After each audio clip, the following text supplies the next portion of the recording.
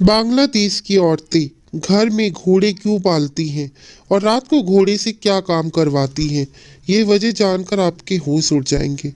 मैं अपने क्वार्टर में आंखें बंद करके सोने के लिए लेटा ही था कि अचानक ही मुझे मालकिन की घोड़ा रेनबो की आवाज़ आई और मैं चौंक गया। कुछ देर पहले तो मैं उसके अस्तबल की तरफ से वापस लौटा था। वो अपनी जगह बिल्कुल ठीक ठाक था। फिर अचानक से ऐसा क्या हो गया था कि वो बुरी तरह हिनहिना रहा था। कुछ देर में ऐसे ही अपनी जगह पर लेटा रहा, लेकिन जब मुझे लगा कि रेनबो की आवाज़ कुछ नॉर्मल नहीं है बल्कि हमेशा से कुछ अलग है, जैसे उसे कुछ परेशानी हो, तो मुझ पे रहा नहीं गया। उसकी देखभाल मेरी जिम्मेदारी नहीं थी, लेकिन मैं जानवरों के मामले में बहुत ज़्यादा दिलचस्प था। इसीलिए इतनी रात को अपना बिस्तर छोड़कर क्वार्टर से बाहर निकल आया, क्योंकि बहुत ज़्यादा ठंड थी। शायद उसको भी कोई तकलीफ हो रही थी। जैसे ही मैं अस्तबल के पास पहुंचा तो वहां के मंजर ने मेरा होश उड़ा कर रख दिया। मुझे अपनी आंखों पर यकीन नहीं आया। मेरी मालकिन अजीब से कपड़े में अपने घोड़े के साथ जिस तरह खड़ी थी, मुझे बहुत ही शर्म महसूस हुई। ऐसा लग रहा था जैसे वो गहरी नींद में हो और बिस्तर से उठकर यहीं चली आई हो। मेरी मालकिन कुछ एक ऊंचे लंबे गोरी चिट्टी और खूबसूरत औरत थी। उसके काले लंबे बाल कमर पर झूल रहे थे और चांद की रोशनी में वो कोई खूबसूरत सी परी लग रही थी, जो उस वक्त शायद अपने आप में नहीं थी। रात को इस वक्त घोड़े के पास और मेरी मालकिन के अंदाज मुझे चौंकाने पे मजबूर कर दिया था। वो घोड़े की कमर पर हाथ फेरते हुए उसे गले लगाए संभालने की कोशिश कर रही थी। ऐसा लग रहा था जैसे उन्हें घोड़े के साथ कोई जज्बाती लगाव हो। मालकिन का अंदाज ऐसा था जैसे वो उसे खामोश करवाना चाहती हो। लेकिन आधी रात को मालकिन यहाँ कर क्या रही थी, ये बात मुझे समझ नहीं आई थी। और फिर जब घोड़ा कुछ खामोश हुआ तो मालकिन ने उसकी जुबान अपने पेट पर लगवाई और पेट चटवाने के बाद उसकी पेट पर हाथ फेरते हुए उसकी टांगों के पास बैठ गई। मालकिन की इस हरकत ने मेरे होश उड़ा दिया था और मैं वहीं से वापस पलट आया था। मैं सोच भी नहीं सकता था कि मेरी नई नवेली बांग्लादेशी मालकिन ऐसी हरकत भी कर सकती है। जो कुछ मैं देख कर चुका था उसके आगे कुछ भी देखने की हिम्मत मुझ में नहीं थी और फिर अपनी जगह वापस लेट गया। मुझे नींद नहीं आ रही थी क्योंकि मेरे दिमाग में मालकिन का वो हरकत घूम रहा था। जितना कुछ मुझे समझ आया था वो बर्दाश्त से बाहर था। क्या मेरी मालकिन आधी रात को घोड़े के साथ थोड़ी थोड़ी देर से घोड़े के हिनहिनाने की आवाज़ आ रही थी और मैं सोच रहा था कि मालकिन ने कैसा कपड़ा पहन लिया है। मालकिन तो मालिक की गैर मौजूदगी में अपने घोड़े के साथ ही यही सोचते सोचते मुझे नींद लग गई थी। उसके बाद जब मेरी आँख खुली तो कुछ देर के लिए रात वाली बात मेरे दिमाग से निकल गई। मैं जल्दी से तैयार होकर किचन में गया तो मेरी मालकिन नाश्ते की टेबल पर बैठी मेरा इंतजार कर रही थी और मेरी जान निकल गई थी क्योंकि नाश्ता बनाने की जिम्मेदारी मेरी थी।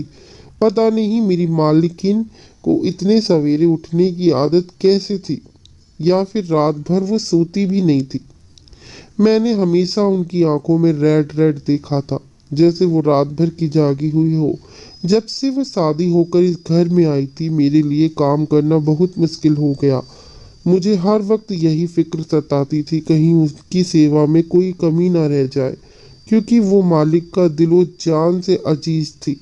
लेकिन आज उन्हें देखते ही रात वाला मंजर मेरी आंखों के सामने लहरा गया था। मुझे अपनी मालकिन से बहुत ही घृणा महसूस हुई थी। वो अपने पति के पीछे ऐसी हरकतें कर रही थी। मैं अपने मालिक का वफादार नौकर था और ये बात मेरे लिए बर्दाश्त से बाहर था। कोई औरत मेरे मालिक को ऐसा धोखा देकर, अगर कोई औरत होती तो मैं मालिक को रात वाली बातें पहले ही बता देता। लेकिन वो मालकिन की पत्नी थी और मेरा मालिक अपनी पत्नी से बहुत मोहब्बत करता था। मैं इसीलिए फिलहाल शांत हो गया। मेरे मालिक कारोबार के सिलसिले में एक शहर से दूसरे शहर सफ़र करते रहते थे और पिछले एक हफ्ते से वो किसी दूसरे शहर ही गए हुए थे। घर में मेरी नई मालकिन और मेरे मालिक की माँ यानी बड़ी मालिकिन मौजूद थी। बड़ी मालकिन को सुबह आराम से उठने की आदत थी, इसीलिए मैं भी बंगले में सुकून से ही आया करता था। लेकिन जब से नई मालकिन आई थी, मुझे सुबह सवेरे ही उठकर कामों में लगना पड़ता था। मेरी नई मालकिन की आदतें बहुत ही अजीब सी थी और मेरी समझ से तो बाहर थी। मैं जब भी बड़ी मालकिन से उनके बारे में बात करता तो बड़ी मालकिन कहती कि वो बांग्लादेशी औरत है और यहाँ हमारे शहर में नई नई आई है।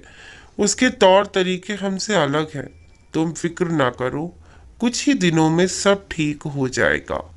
मालिक के आदेश पर मैं बांग्लादेशी खाना पकाना भी सीख रहा था और बांग्लादेशी भाषा भी। मुझे पहले से थोड़ी बहुत भाषा आती थी क्योंकि मेरे मालिक भी अक्सर बांग्लादेश की भाषा में बात किया करते थे।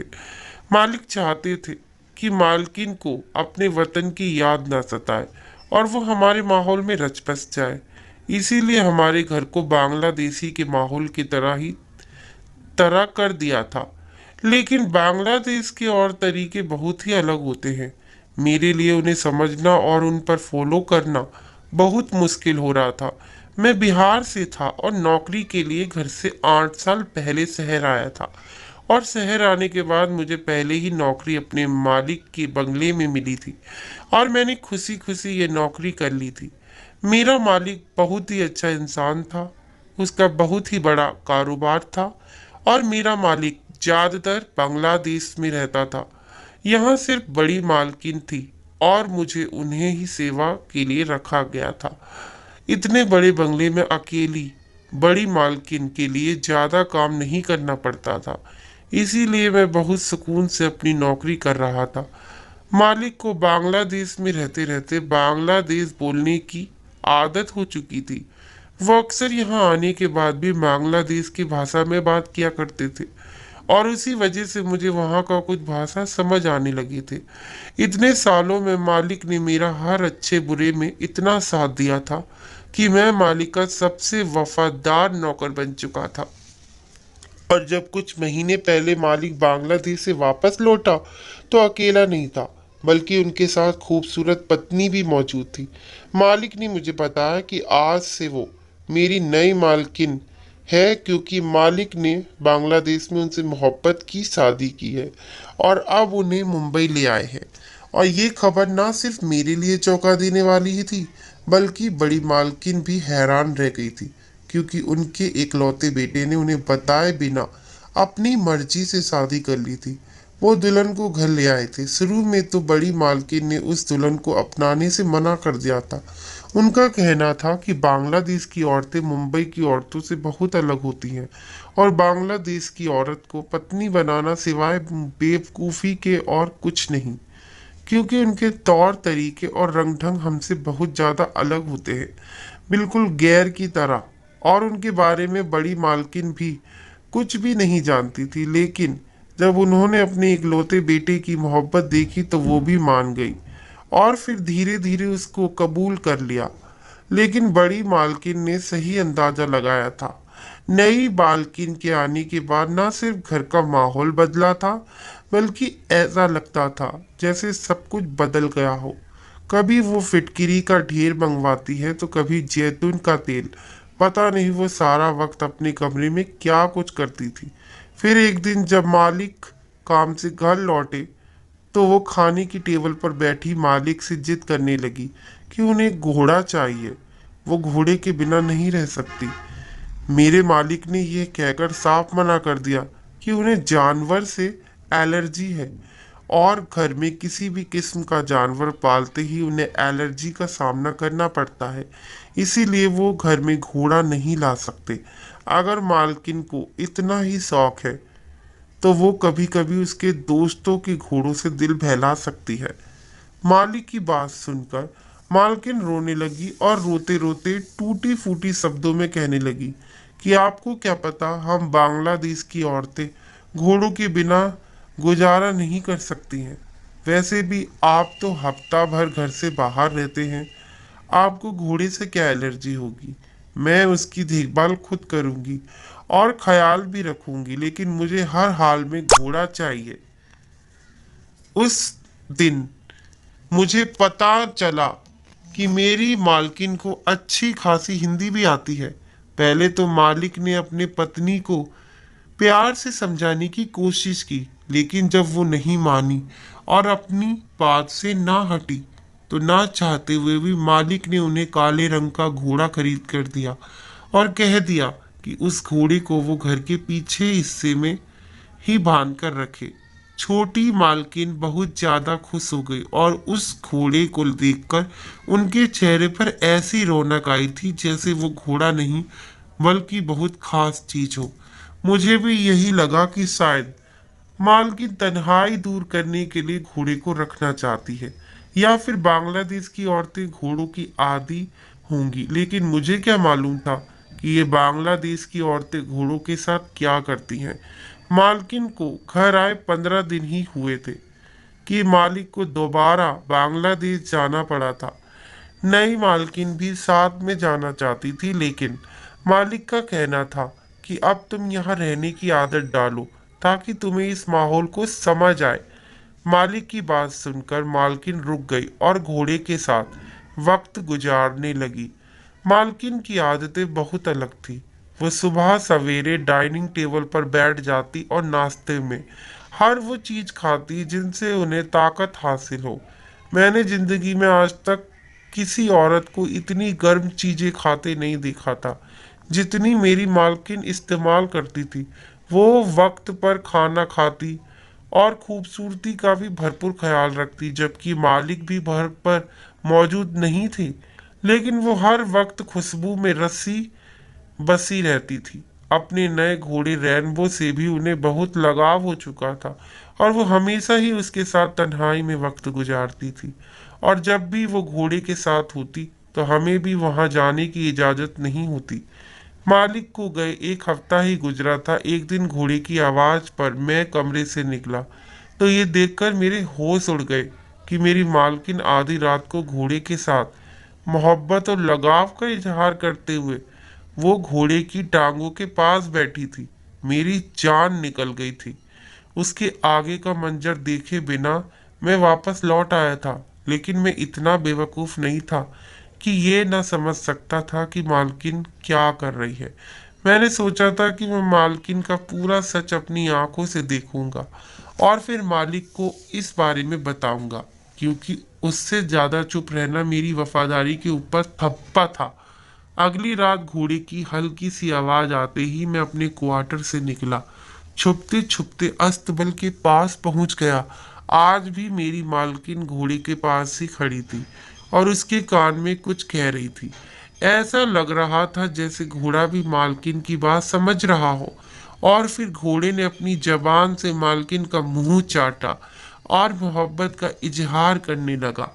मालकिन ने पूरी तरह घोड़े को मोहब्बत और जज्बात से काबू कर लिया, तो वो धीरे से उसे सहलाते सहलाते उसके कदमों के पास बैठ गई। ये सब देखकर मेरी सांस सीने में ही अटकने लगी। आगे का मंजर ने मेरे होश उड़ाकर रख दिए। आज की रात मैंने पूरा मंजर अपनी आंखों से देखा था। मुझे समझ नहीं आया था कि मालकिन ने ऐसी हरकत क्यों की है। इसीलिए उन्होंने मालिक से घोड़े की जिद की थी। बड़ी मालकिन ने ठीक ही कहा था कि बांग्लादेश की औरतों के बारे में कुछ नहीं कहा जा सकता कि वो मुंबई औरतों जैसी नहीं होती। और आज बड़ी मालकिन की बात का मतलब मुझे सही से समझ आया था। मेरी मालकिन ने जो कुछ किया था वैसा मैंने आज तक नहीं देखा था। इसीलिए मैं खामोशी से पूरा मंजर देखने के बाद वापस अपने क्वार्टर में आया था और सोच रहा था कि मुझे इस बारे में बात करनी चाहिए या नहीं। मालिक को वापस आने में अभी हफ्ता बाकी था और ये 1 हफ्ते में अपनी नई मालकिन की हरकतों को देखना चाहता था। अगली रात मेरी मालकिन जब आधी रात तक घोड़े के साथ वक्त गुजार कर अपने कमरे में वापस लौटी, तो उस वक्त मैं अपने क्वार्टर में वापस जाने की बजाय दबे पांव मालकिन के कमरे तक पहुंच गया और खिड़की से अंदर का मंजर देखा। तो मैं देखकर बहुत हैरान हुआ, क्योंकि मालकिन ने तो कमरे में जाकर उससे भी अनोखी हरकत की थी। मेरी नई मालकिन कुछ ऐसा कर रही थी जो सही नहीं था। तभी उसे आधी रात को सहारा लेना पड़ रहा था और अपने घोड़े के साथ उनका रिश्ता मेरे लिए खामोश रहना पॉसिबल नहीं था। मैंने उस घर का नमक खाया था, इसीलिए मैं सुबह होते ही सीधा बड़ी मालकिन की सेवा में हाजिर हो गया और उन्हें नई मालकिन के बारे में सब कुछ बता दिया। मेरी बात सुनकर बड़ी मालकिन कहने लगी कि मैं क्या कर सकती हूँ, मेरे बच्चे ने अपनी मर्जी से शादी की है। अगर मैं उसके खिलाफ अपने बेटे से कुछ भी कहूँगी तो वो कभी भी भरोसा नहीं करेगा। वैसे भी इतने दिनों में मुझे अंदाजा हो गया है कि वो कोई सीधी सादी लड़की नहीं है। उसने तुम्हारे मालिक की दौलत को देखकर उससे शादी की है और वो आज नहीं तो कल तुम्हारे मालिक को छोड़ जाएगी। बड़ी मालकिन की बातों ने मुझे और परेशान कर दिया था। वो नई मालकिन को रोकने का कोई इरादा नहीं रखती थी। उनका मानना था कि इस तरह वो अपने बेटे से दूर हो जाती, और उनकी बात एक हद तक ठीक भी थी। लेकिन मेरा खामोश रहना ठीक नहीं था। इसीलिए मैं हर गुजरते दिन के साथ मालिक की वापसी का इंतजार करने लगा। हर रात में बहुत ही बेचैनी से मालिक की वापसी का इंतजार कर रहा था, क्योंकि घोड़े की आवाज मेरे कानों में आती और मैं जान जाता कि मालकिन क्या कर रही है। पता नहीं मेरी मालकिन कैसी औरत थी, या शायद बांग्लादेश की औरतें ऐसा ही करती हैं। पूरा एक हफ्ता गुजरने के बाद जब मालिक वापस आए तो आते ही मालकिन को गले से लगाया और अपनी मोहब्बत का इजहार करने लगे। मैं जो पीछे खड़ा था ये सोचने लगा कि पता नहीं मुझे मालिक से ये बात करनी चाहिए या नहीं। अगर मालिक मेरी बात का यकीन ना करते तो मेरी 8 साल पुरानी नौकरी को खतरा हो सकता था। और अगर उनकी पत्नी अपने किए का इकरार नहीं करती तो मेरा क्या होता? मैं किस तरह मालिक के सामने खुद को सही साबित करता और उनकी पत्नी को इस बात का इकरार कराऊंगा कि उनकी गैर मौजूदगी में आधी रात को घोड़े के साथ क्या कर रही है। जब मेरा मालिक आराम करने के बाद कमरे से बाहर निकला और मुझे अपने पास बुलाकर घर के बारे में बात करने लगे, जैसे ही वो हमेशा करते थे, तब मुझे ये मौका सही लगा कि मैं मालिक को मालकिन की हकीकत बता दूंगा। मालिक मुझ पर भरोसा करते या ना करते, मेरा नमक हलाल हो जाता। यही सब सोचा और फिर मैंने मालिक को बता दिया कि रात के अंधेरे में मालकिन किस हालत में घोड़े के पास आया करती थी। मेरी बात सुनकर मालिक भी यकीन से मेरी तरफ देखते हुए कहने लगे, ये कैसे मुमकिन है? रीना को घोड़े से बहुत मोहब्बत है, लेकिन उसका ये मतलब नहीं कि वो कोई ऐसी हरकत करे। और भला ऐसा करके उसे क्या हासिल होगा? वो तो मुझसे बहुत मोहब्बत करती है और हमारी जिंदगी में किसी चीज की कोई कमी नहीं है। मैंने मालिक के आगे सर झुकाया और कहा कि मेरा काम आपसे वफादारी था। बाकी मालकिन क्या करती है और क्यों करती है, ना ही ये जानना मेरा मसला है और ना ही मुझे इस बात से लगाव। लेकिन मुझे डर है कि कहीं मेरा मुंह बंद रखना आपको नुकसान न पहुंचा दे, क्योंकि जो कुछ मालकिन कर रही है उससे आपको नुकसान हो सकता है। मेरी बात सुनकर मालिक शांत हो गए और उन्होंने अपनी पत्नी को बुलाया और कहा कि मैं आज की रात दूसरे शहर जा रहा हूँ और एक बार फिर तुम्हें अकेला रहना होगा। मैं अपने मालिक को बहुत अच्छी तरह जानता था, इसीलिए उनका बात सुनकर मैं समझ गया कि वो सब कुछ अपनी आंखों से देखना चाहते हैं। मालिक की बात सुनकर मालकिन थोड़ी देर खामोश रही और फिर कहने लगी कि जल्दी वापस आ जाइएगा। मालिक की खामोशी से रात का अंधेरा होने से पहले ही घर से निकल गए और पीछे से घूमकर मेरे क्वार्टर में पहुंच गए। जब मैं रात को अपने कमरे में पहुंचा तो मालिक को देखकर हैरान रह गया। फिर रात को जैसे ही घोड़े के हिनहिनाने की आवाज आई तो मालिक कमरे से निकल गए और अस्तबल तक पहुंच गए। उन्होंने खुद अपनी आंखों से मालकिन को घोड़े की टांगों के करीब बैठे देख लिया था। मालिक को तो यकीन ही नहीं आ रहा था कि उनकी पत्नी ऐसा भी कुछ कर सकती है। मालिक फौरन मालकिन के पास पहुंच गए। उनको देखकर मालिकिन के चेहरे का रंग उड़ गया और जब मालिक ने गुस्से में मालकिन से सवाल जवाब शुरू किए तो उनकी बोलती बंद हो गई। मालिक का गुस्सा हद से बढ़ा तो मालकिन रोने लगी और फिर मालकिन एक ऐसी सच्चाई बताई जिसे सुनकर मैं और मालकिन दोनों ही हैरान रह गए। मालकिन ने रोते हुए बताया कि जब वो शादी करके मालिक के साथ इस घर में आई तो सब कुछ उनके लिए नया था। उन्हें यहाँ की रस्मों रिवाज की कुछ खबर नहीं थी और ना ही इस देश की आदत। वो बहुत ज़्यादा परेशान थी और ऐसे मालिक भी उन्हें छोड़कर कारोबार के सिलसिले में दूसरे देश जाने वाले थे कि तभी उन्हें मालिक की मम्मी यानी बड़ी मालकिन ने अपने कमरे में उन्हें बुला लिया और बड़ी मालकिन ने रीना मालकिन को बताया कि मालिक के कई लड़कियों के साथ पहले भी रिश्ता रहे हैं और अब भी मालिक जब भी दूसरे देश जाते हैं तो वहाँ भी उनके कई लड़कियों से दोस्ती रहती है। अगर वो मालिक को जल्द से जल्द बच्चे की खुशी दे देगी तो उनके बच्चे मालिक के पैरों की जंजीर बन जाएंगे और मालिक कभी भी किसी और की तरफ नहीं जाएंगे। यह सुन के रीना मालकिन बहुत ज्यादा परेशान हो गई क्योंकि वो घर वालों के खिलाफ जाकर मालिक से शादी करके हमारे देश आई थी और अगर ऐसे में मालिक उनके साथ कोई धोखा करते तो वो बेसहारा हो जाती। यही सोचकर जब वो परेशान हुई तो बड़ी मालकिन ने बताया कि अगर किसी घोड़े के साथ प्यार मोहब्बत से रहेगी और उसकी दुम के बालों को काट कर अपने तकिए के नीचे रखा करेगी तो जल्द ही उनके घर बच्चे हो जाएंगे। रीना मालकिन बड़ी मालकिन की बातों में आ गई और उन्हें लगा इस तरह करने से वो मालिक को काबू में कर लेगी और मालिक कभी भी उन्हें छोड़ेंगे नहीं। उन्होंने बड़ी मालकिन के कहने में आकर ही मालिक के सामने ये झूठी बात कही थी कि बांग्लादेश की औरतें घोड़ों के बिना नहीं रह सकती।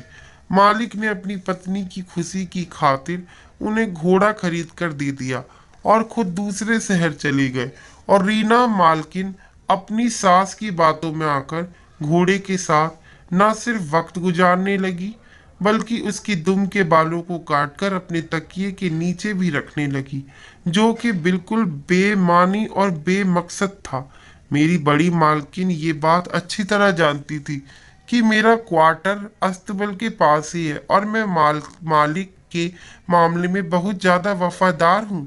मैं जब मालकिन को कोई ऐसी हरकत करते देखूंगा तो मालिक को जरूर खबर करूंगा और बड़ी मालकिन खुद भी मालिक के आगे रीना मालकिन की शिकायत लगाकर उनको घर से हमेशा के लिए निकाल देगी। बड़ी मालकिन ने रीना को मालकिन को सीधा तरह तो इस घर से नहीं निकाला, इसीलिए उन्होंने ये अजीब सा खेल खेला था और मैं भी उनका शिकार बन गया। अगर मालिक खुद से सच्चाई जानने की कोशिश ना करते तो शायद वो भी मालकिन को इसी तरह समझते जैसा कि मैं समझ बैठा था। सारा सच पूरी तरह खुलकर मालिक के सामने आ गया था और मैं भी शर्मिंदगी से मालिक के आगे सर झुका ली थी। मैंने मालिक से माफ़ी मांगी तो उन्होंने खुले ही दिल से मुझे माफ़ कर दिया क्योंकि उनका असल कसूरवार मैं नहीं बल्कि उनकी माँ थी। बड़ी मालकिन ने खुद अपने मुंह से इस बात का इकरार कर लिया था कि वो बांग्लादेश की औरत को अपनी बहू नहीं बनाना चाहती है बल्कि किसी खानदान की लड़की से मालिक की शादी करवाना चाहती है। बड़ी मालकिन को इस बात पर पक्का यकीन था कि बांग्लादेश की औरतें अच्छी नहीं होती हैं, लेकिन फिर भी कुछ ही सालों में रीना मालकिन ने अपनी मोहब्बत और सेवा से बड़ी मालकिन का दिल जीत लिया था। हर औरत सिर्फ और सिर्फ मोहब्बत की ख्वाहिशमंद होती है और अगर उसे किसी रिश्ते से मोहब्बत मिले तो वो बदले में भी मोहब्बत ही देती है। और ये बात रीना मालकिन ने सच साबित कर दी थी कि मोहब्बत का ताल्लुक किसी जबान या बहस से नहीं बल्कि दिल से होता है। कहने को मैं एक नौकर था लेकिन वो मुझसे भी बहुत इज्जत से पेश आती थी और उनका घोड़ा आज भी हमारे बंगले में मौजूद है और वो पहले से भी ज्यादा उससे मोहब्बत करती है। क्या आप लोगों को भी लगता है कि बांग्लादेश की औरतें या दूसरे देश की औरतें वफादार और सेवा करने वाली नहीं हो सकती हैं? क्या मोहब्बत का रिश्ता बहस और जबान से है? कहानी अच्छी लगी हो तो लाइक सब्सक्राइब और शेयर कर देना। मिलती हूँ दुआओं में, याद रखना एक नई कहानी लेकर आऊंगी। तब तक के लिए धन्यवाद।